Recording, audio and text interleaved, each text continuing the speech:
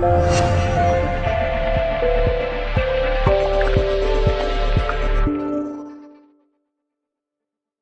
Jim, a demoralising defeat, but let's first of all say Dorking Wanderers, well done to them. It was a good performance from them, wasn't it?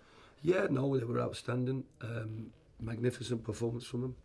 I felt, when you consider that a couple of weeks ago they lost the captain centre half, and then the original number 9, Pryor, scored last weekend's missing because he wants to be around his wife at the birth of his child. And they come up here, and I think they've put on a show. I think their manager must look across the pitch and think they couldn't have played any better. They've all turned up. They've all done exactly what I want them to do in that position. Yeah. And unfortunately, I can't say that for our team. No, by contrast, I suppose, in that first 45 particularly, you just felt County couldn't be any worse. Having said that, could you have had a penalty, and should you have had a goal right in the stroke of half-time? Look, yeah, possibly, but we've had that referee before, and I think every time he comes off at half-time at the end of the game, he gets booed, and unfortunately, he sets his own standard.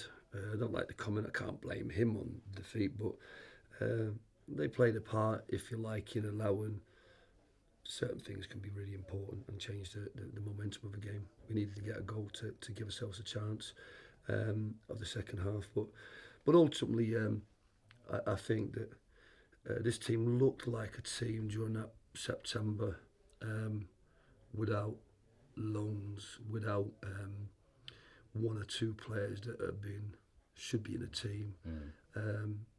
They don't look good enough, and I think look, people don't want me to criticise players, but we just don't look good enough, and the performance and the result shows. We played a different shape down at Dorking to kind of respect what they do, to have those layers, but I don't think it was just the shape tonight. You just see the players were just 2 yards off, reacting slower than them. Crosses were straight into the keeper. Set plays weren't in the zones. Shots weren't on target. You can say that certain things are down to the edge going off people, and that could sometimes be fatigue. It could be the stresses of the game or the pressure under from the opposition or from their own self or the crowd. But you can't turn up and not do the basics of your position well and expect to get results. And as the game went on, it was just really, really disappointing and not demoralising, because in some regards, this particular week of all weeks, I needed clarity. I needed to see who is good enough, maybe who's not good enough, to see where the changes need to happen. And I can't let a September happen again. So a lot of work to be done. We've made one signing today. We've set up a couple of others, and I think it's just a shame because there's so many of those players that done a good job for us. And unfortunately, it looks like based upon that performance, that we need rebuilding and reshaping and consolidating, and then we can look forward with confidence. But I think, and that's no disrespect to certain players, we do need players in. We do need players of the right quality, the right athleticism. We have to understand what works at this level and what we need to be about.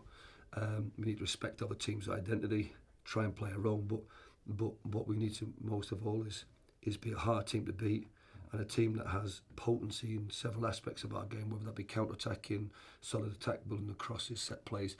And at the moment, there's a lot to be rebuilt. Even just in terms of numbers, Jim, you can see, I mean, you've got virtually no injuries at the moment, and that's your squad, the squad that was out there tonight. So clearly, just based on numbers, you need some reinforcements. You got one today in Liam McAlinden. Tell us a little bit about why you were so keen to sign him. And I know he's had a few offers as well. He could have gone to a number of places. Well, I think when he came here on Boxing Day, he's seen sort of what we're about, and he's seen, he'll have been gobsmacked when he's seen tonight's game in terms of how much we changed. The last 3 games in particular, we've, or 4 if you like, we've played teams that play 3-4-1-2 or some sort of solid shape and wait for us to make a mistake and then boof, they're up the pitch. And I think that's where we have to recognise that we can't just think that we can play our game. We have to have a different way of combating that sort of system or that thing. But no, I don't. You know, we're shaking our head in the office, but the clarity's there. The clarity's there. There'll be 6 or 7 players that were champions last year, you know, and they served us really well this year. The spine of the team's really good.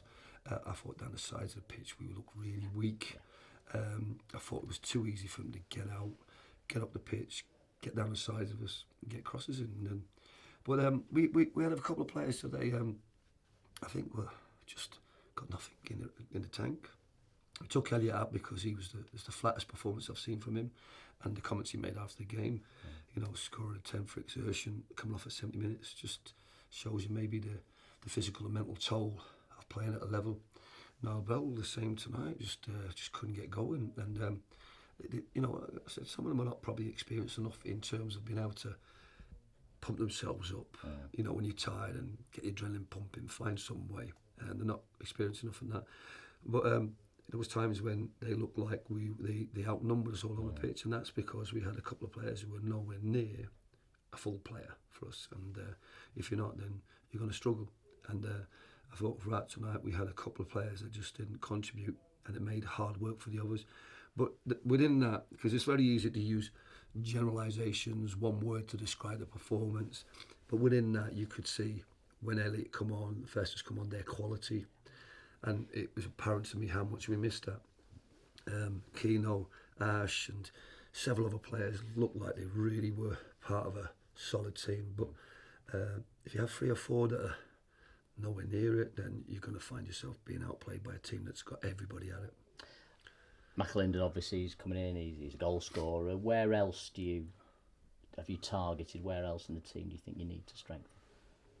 Well, based upon tonight's performance and it's definitely down the sides. We need defenders that have first contact and make the ball go forward. We need wingers that know how to get crosses and assists, and if they can contribute with technical play. But there's a lot up. We're working really hard. I'm shattered.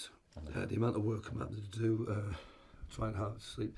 There's a lot of work, and it's been torture at times the last 6 or 7 weeks. We've kind of not knowing what we're working with and where we're at, and I feel compromised a little bit because I've added players that were on an old budget, and then I'm kind of thinking, well, hang on a minute, if something changes, we can afford better. But yeah, like I said, changes afoot, and there's got to be massive changes with that group. I said to them that I would give everybody an opportunity. Frank was probably a bit disappointed he didn't start tonight. I want to get Sam in, I want to give Tyler.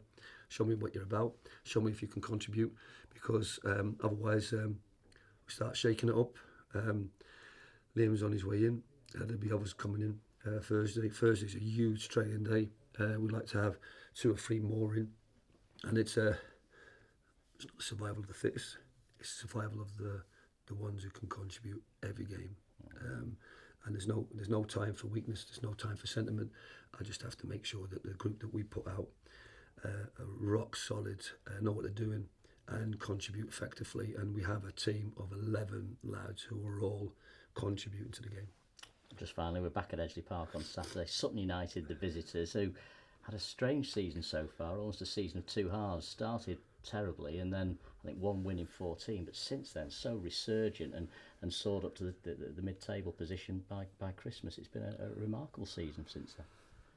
Yeah, I think people could say that about ourselves when we had that September. Nobody would have thought that we would have had the kind of performance we had, and I think Chesterfield, new manager, has found a way of getting a result.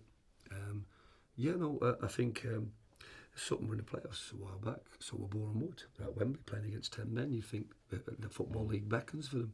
Then you're at the other end, and you can't take anything for granted at this level. If you don't get it right, and you don't get the right players, and you play the right way, and you know how to win games, you're going to struggle. If you can find the right players the right way, you're going to get on the run, because once things click and you kind of get into that groove, it has a life of its own. So we're going to have to show them a lot of respect. They are a team in form, but most importantly, we've got to do everything we possibly can from now right to kick-off time to make sure that team is far better equipped. Whether that be people coming in, whether that be how we train, whether that be the bits and pieces that we do on the training ground, to add an extra dimension and give confidence to us. It's all got to be massive week. We've had moments like this in the past where we talked about back when we got beaten by Harrogate 4, when we got beaten by Southport. We had to change and find a way and get results. And when we had the September run, we had to change and find a way of getting results. And it wasn't just about the loans, it was about us galvanising ourselves and getting the best out of ourselves. And then if we've got players who can't get the best out of themselves and don't contribute, get people in that can make a difference. Because it's not all about loans, because we had only one, maybe two, and then 3 at times that contributed. And we're not a bad team overnight. We've got too many players who've dropped the ball, and I think they're going to have to work hard and may struggle to pick it up again because they might not get that opportunity again. Appreciate your time, Jim. Thanks very much indeed. No, you're welcome. Cheers.